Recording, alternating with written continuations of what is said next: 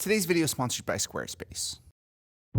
Here we are. We have finally extended beyond the Percy Jackson films, and we are going into uncharted territory. Now, I really wish we got the film version of Titan's Curse, not because I'm curious to see what they would have done with this story, but also there are so many characters I would just love to see on screen. The third book in the Percy Jackson and the Olympians series has some of the biggest players and fan favorites within the entire universe. It has the main characters coming into their own, but the world is expanded unlike the books before. Now, I have been recasting Percy Jackson for the Disney Plus series, while trying to go more accurate to the book and the ages of the characters in the book. This is video 5 in the series, so go back and check out the previous ones if you haven't already. As for the Titan's Curse, it has a ton of new and interesting characters, probably too many to cast in one video. So therefore, I'm going to focus on the fan favorites and the ones that I feel is most important. I won't be getting to every single character out there.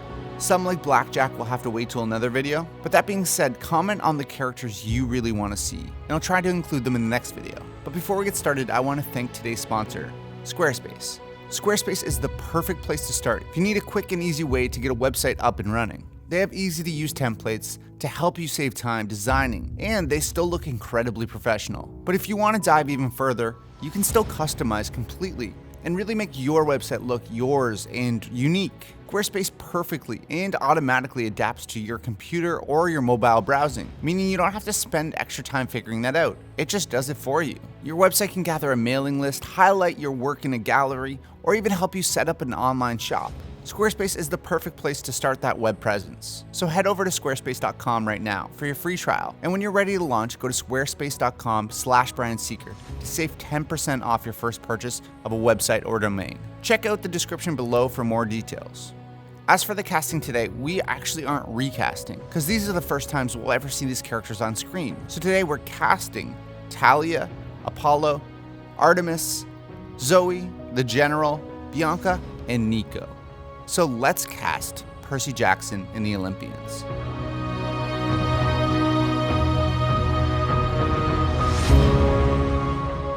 First up, we have Talia, the daughter of Zeus, and the one character I was actually really interested to see on screen. Now, of course, in Sea of Monsters, we finished the story with Talia essentially coming back to life, but we only really get to see her character in full form in Titan's Curse. Now, Talia does not disappoint. She's brave, strong, and caring. She likes to be in charge and definitely shares some of the same traits as her father. Talia was actually 12 when she was turned into a pine tree, but she aged slowly. Therefore, she shouldn't be as old as Luke or even remain 12. In the book, she's actually described as more of looking like a 15 or 16-year-old, which I think would work well with our main cast aging up a little bit, and it also makes sense in terms of the story. Now, Talia is kind of a badass. She's beautiful, but also punk. She has short, spiky black hair and piercing blue eyes, as well freckles across her nose. Lola Flannery is perfect for this. Her look seems like the character description was written about her, from the piercing blue eyes to even the freckles across her nose. She's also exactly 15 years old, and although she needs a haircut to really hit that nail on the head, she's so close in terms of this character. She even has the personality down as well. If you've seen The 100, you've seen Lola in pretty much an audition for Talia. She has her badass moments, but also those emotional beats. Put the gun down, Jerome. You like Jerome cum sangera crew. Numfa cum Lisbeth cum sangera crew. You served with honor in the royal guard of Lexa cum tree crew. You believed in her. Now believe in me. So Lola Flannery as Talia. Next up, we have Apollo. Now, Apollo is obviously in another series where he's much more prominent, but today we are focusing on Percy Jackson. Now, with Apollo, he definitely has an ego. He clashes with his twin sister even though he loves her, but he has more of a laid-back, less serious tone to him. Apollo is very handsome, tall, has blonde hair and tan skin, and talks in limericks. I want Sam Claflin, who has the look and definitely shows in the past that he has the acting ability to pull off this character, especially in Catching Fire. Do you want a sugar cube? I mean, it's supposed to be for the horses, but I mean, who cares about them, right? They got years to eat sugar, whereas you and I, well, if we see something sweet, I better grab it. You look pretty terrifying in that getup. What happened to the pretty little girl dresses? I outgrew them. You certainly did. I feel like after watching a clip like that, you don't even have to explain any further why he'd be perfect as Apollo. So Sam Claflin as Apollo.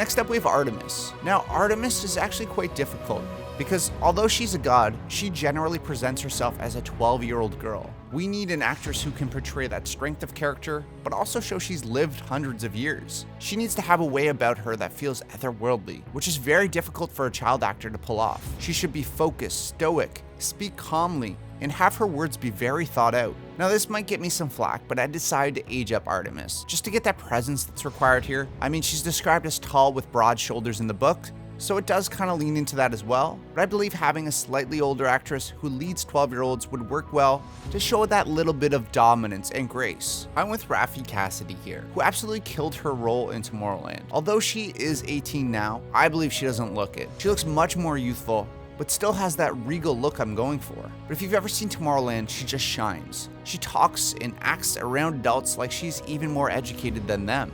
Then which way do you want to go? Backwards or forwards? But beyond Tomorrowland, she's proven herself as one of the best young actresses working today. She pulls off that regal nature and that otherworldly presence, unlike any other actress of her age out there. At least let everyone else go. I'll stay here with you. I think she's one of the few young actresses who can pull this off as well. She can be badass, looks like a young Natalie Portman, and even though she's older than I'd like, I think it's undeniable how great she'd be in a role like this. So Raffi Cassidy as Artemis. Next up we have Zoe Nightshade. Now Zoe, one of my favorites, starts off a little bit colder to Percy. Above all else, she is loyal and follows, and would risk her life to save someone. She eventually shows she is kinder, but she starts off with that little bit of colder tone. Now with casting an actress for Zoe, she needs to have the physical capabilities for a role like this. And we also need an actress around 12 or 13. I want someone who looks badass, but also someone who can perform in that way. I also want someone who has that copper skin tone and that almost Persian princess look that Zoe's described as having. She should also have that cold aggression that her father and her kind of share in that kind of look. I'm with Ariana Greenblatt, who perfectly shows in Love and Monsters that she would kill this role. She is younger here than she would be in Percy Jackson, but she has the look for the character in my mind and actually is 13 years of age. She has those acting chops and that right kind of nature that I think would work well with Zoe. 2, 3, 4, and look! Always count to 5. Was that a samurai sword? Why'd you fall into a sand gobbler's nest? I didn't mean to. I was just walking. She actually plays Little Gamora in Infinity War. My mother. Where is my mother? She can do the badass thing, but also do the softer side as well when Zoe starts opening up. I take back what I said before. Amy's gonna love you. So Ariana Greenblatt as Zoe Nightshade. Next up, we have the General, or Atlas, Zoe's father. Now, the General is forced to hold up the sky forever, and is Kronos' second in command. Atlas is described as being pretty much a living statue. Someone who is a monster of a man. Muscular build, massive shoulders, hands that look like they could snap a flagpole in half. He's described as having stone eyes, tall, and a brutal face. He should share some resemblance to Zoe, but be much more dominating and menacing. I don't know why, but I also picture him as a little bit more worn and used from his years of holding up the sky. I end up going with Christopher Judge here, who has been making more of a resurgence in the last couple years. He has the look and the size for this, but it's actually in God of War where he did motion capture, but it's his performance that really drives the story and shows off his skills. Not fit to be a father. No matter how hard I try, I cannot change it. I'm undecided if I want to go the motion capture route here, but either way, I think Chris would work. He has that face and body. It looks worn and torn apart. So Christopher Judge as Atlas. Next up we have Bianca di Angelo, the older sister of Nico. Now Bianca is loving and kind and should love her brother Nico, but also kind of be annoyed for having to look after him 24/7. She takes on a motherly role with Nico, but when given the chance to become a huntress, she steps out of that role and willingly does so. She's brave and sacrifices her life for the safety of her friends. She should look Italian, as should her brother, and really have that energy. I end up going with Matea Conforti, who's actually been in a lot, but nothing too massive yet. She brings that strong energy, but also a loving one. Did you kill my father? What? Why would you ask me a thing like that? Because I want to know the truth. Dad used to always say, no witnesses, no jail time. She looks the part at 14 years of age, and I think she'd really work well in that motherly role, but growing. So Mattea Conforti as Bianca.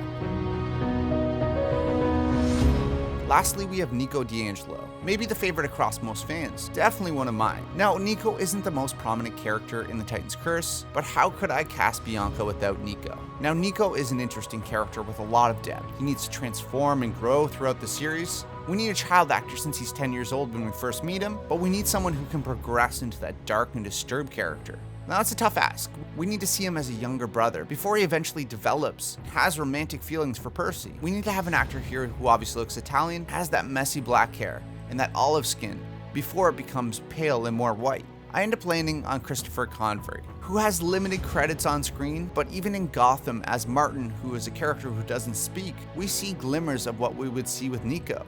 Or in The Girl in the Spider's Web, where he shows a more fragile side. He once said, past sometimes can be like a black hole.